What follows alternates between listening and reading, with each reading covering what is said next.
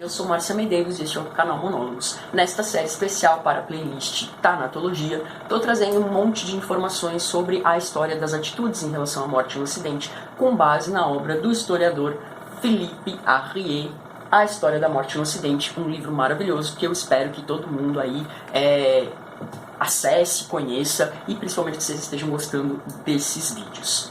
No vídeo de hoje eu vou falar um pouco sobre como é que se dá as relações sociais aí entre vivos e mortos nesse momento histórico da Idade Média até mais ou menos o século XVIII. Tá? Espero que vocês gostem.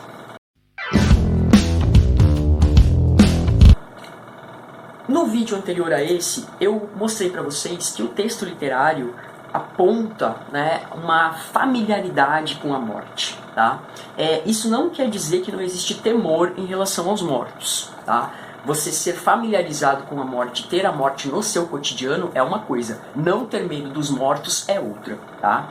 E há que se levar em consideração que esse universo que a gente está discutindo aqui e trazendo, ele é um universo que teme sim a proximidade dos mortos e que preferencialmente mantém esses mortos à distância. Tá? É uma herança que a gente vai ver aí trazida lá da antiguidade. Tá? Antiguidade clássica aqui, Grécia e Roma. É nesse ponto que eu estou aí trazendo as considerações. Tá? Coisa importante também a se considerar. Essas pessoas, elas honram as sepulturas. Tá? O objetivo dos cultos funerários, a honra que se faz aos mortos aqui, é justamente impedir que eles fiquem zangados e que eles se voltem contra os vivos e principalmente que eles voltem para perturbar os vivos. Tá? O mundo dos mortos, ele devia ser separado do mundo dos vivos. E para a gente entender o sentido disso, é preciso voltar um pouquinho no tempo, ir lá na Roma Antiga, tá? E a gente vai ver que lá na Lei das 12 Tábuas já tem lógicas que proíbem o enterro de pessoas mortas no interior da cidade. Tá? O Código Teodosiano, ele repete a mesma proibição da Lei das 12 Tábuas e ele mostra a necessidade de se preservar a pureza da casa e dos habitantes. Por isso que os mortos no mundo antigo, Império Romano, eles vão ser enterrados ao longo das estradas fora das cidades. Tá? Aí só para a gente entender algumas palavras que a gente quase não usa mais hoje na língua portuguesa, porque são palavras de um português mais arcaico e devido aí ao empobrecimento que a gente está vendo das questões linguísticas, você quase não ouve falar, por exemplo, na palavra funesto. Né? Funesto que traz aí um sentido de sinistro, de macabro, de malignidade. De onde que vem essa palavra? Funesto é uma palavra que vem de funus. Tá? E funus, no latim, é um termo que tem um triplo significado. Porque pode significar o corpo morto, pode significar os funerais que acompanham o defunto e também pode significar assassinato. Tá? Então você tem uma palavra carregada semanticamente de sentidos muito fortes em termos negativos. Tá?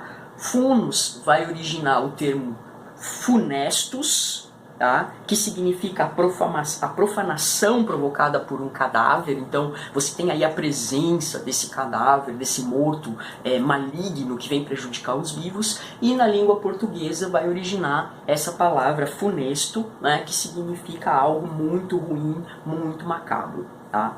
E é por essas razões, por ter essa associação do corpo morto com algo que pode profanar a pureza de um lugar, que pode causar muita malignidade, principalmente se esse morto não for honrado como ele deve, por conta disso, tá, os cemitérios eram situados fora das cidades, à beira das estradas, como é o caso da Via Ápia em Roma. Então, quem paga pau aí, passeando pela Via Ápia, saiba que você está caminhando numa estrada margeada por cemitérios, por corpos mortos. Tá? Na Idade Média, mesmo com as proibições eclesiásticas, os mortos entraram nas cidades. E mais, eles entraram nas igrejas. Porque nesse momento histórico teve início o processo de enterrar os mortos nas cidades, principalmente devido ao culto aos mártires. Tá? E essa associação começou nos cemitérios extra-urbanos, né, aqueles cemitérios lá da antiguidade, onde foram colocados os primeiros mártires.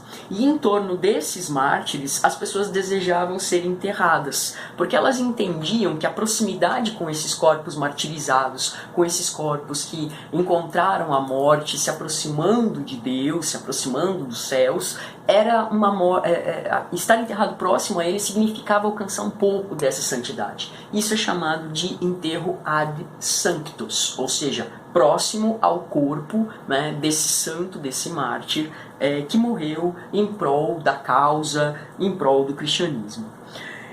E aí chegou num momento em que desapareceu a distinção entre bairros periféricos, extramuros, aonde se enterravam ad sanctus, porque estavam fora das cidades, e a cidade propriamente dita, que era um espaço interdito às sepulturas. E aí foi mais além o processo, tá?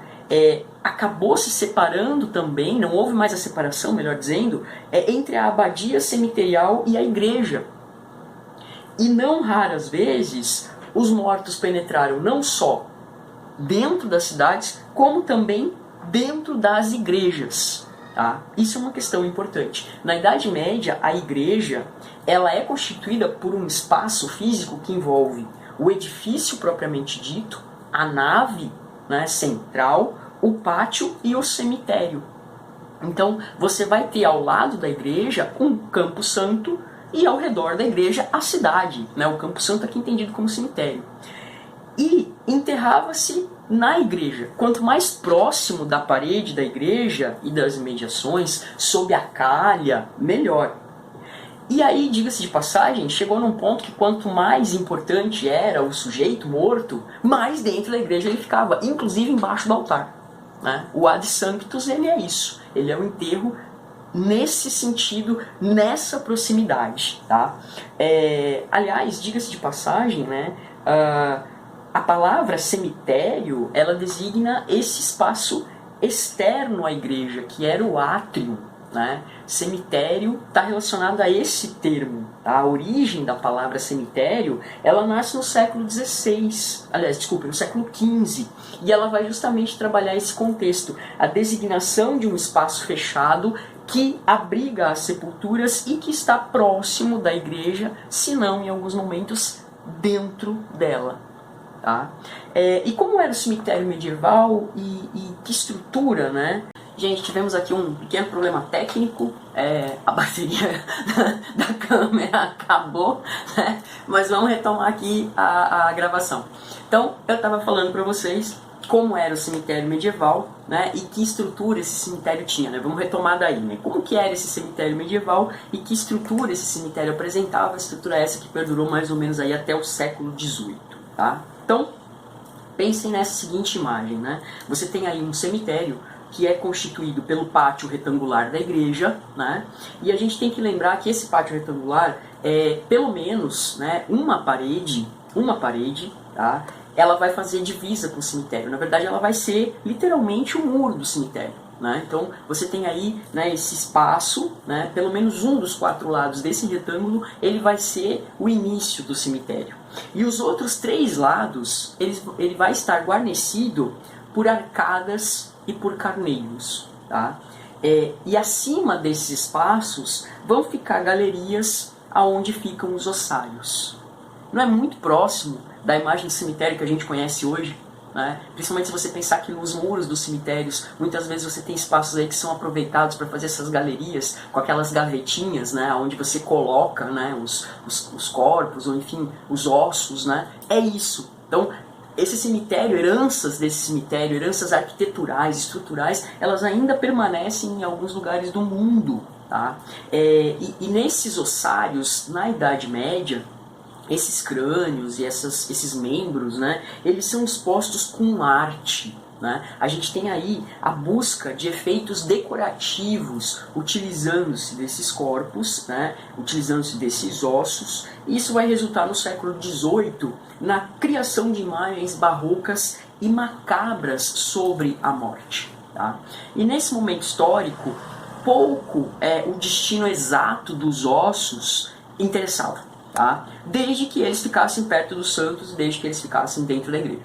Né? Então, assim, se era a perna, né, de uma pessoa, o osso da perna de uma pessoa com o crânio da outra, não era isso que importava, entendeu? A identidade do morto aqui, ela não tem sentido. O que importa é que eles estivessem próximos da igreja, perto dos santos, e quanto mais próximos do altar, melhor. Tá? Então, esse corpo morto, ele é confiado à igreja, e pouco importava o que se faria com ele, desde que permanecesse dentro dos limites sagrados, circunscritos aí, né, a esse espaço eclesiástico que representava dentro desse universo quase que um pedaço da Jerusalém celeste na Terra. Tá? Então, nesse espaço, nesse cemitério, é que se enterrava e é que se vivia. E ao longo do tempo começaram a se construir inclusive casas dentro desses lugares, e as pessoas moravam nessas casas. E o cemitério se transformou em um espaço em que os moradores tinham privilégios fiscais e dominiais. Então era muito bom você ser um ser vivo que morava no cemitério, porque você tinha desconto em várias coisas, vamos dizer assim. Tá? E o cemitério ele também se tornou um ponto de encontro, onde se instalavam tendas, onde você tinha mercadores atuando, onde você tinha escribas que ofereciam seus serviços. Isso é o que a gente vai ver, por exemplo, no Cemitério dos Inocentes, né, em Paris.